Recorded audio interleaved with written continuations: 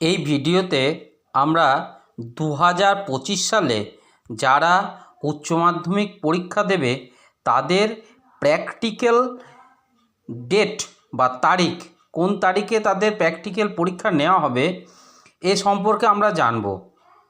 এখানে উচ্চ মাধ্যমিক কাউন্সিল আগে থেকে একটা ওয়ার্কিং প্ল্যান দিয়েছে।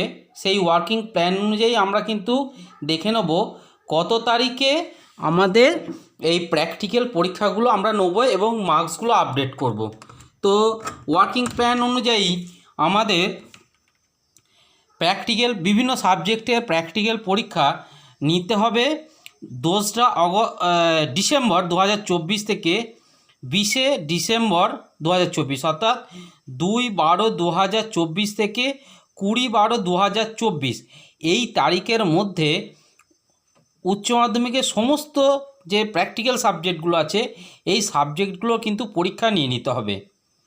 এই পরীক্ষা নেওয়ার পর কিন্তু আমাদের মার্কস আবার অনলাইনে আপডেট করতে হবে বা আপলোড করতে হবে। তো সেটা আমরা গত বছর থেকেই করছি।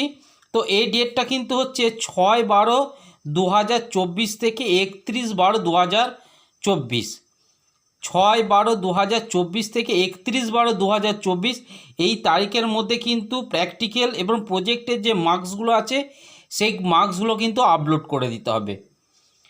এই দুটো কিন্তু ডেট আমাদের খুব ইম্পর্টেন্ট। এই দুটো তারিখের মধ্যে একটা প্রথম যেটা বললাম সেটা হচ্ছে প্র্যাকটিক্যালটা, আর দ্বিতীয় যেটা বললাম সেটা হচ্ছে প্রজেক্টের মার্কস এবং প্র্যাকটিক্যাল মার্কস আপলোড করে দেওয়ার কথাটা।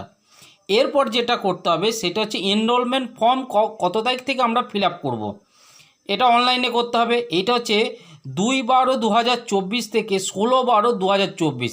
এইটা কিন্তু উইদাউট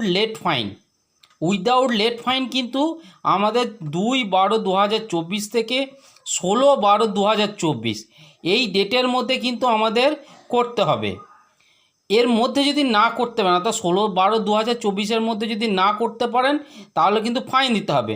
তো এই ফাইনটা দিয়ে কত তারিখের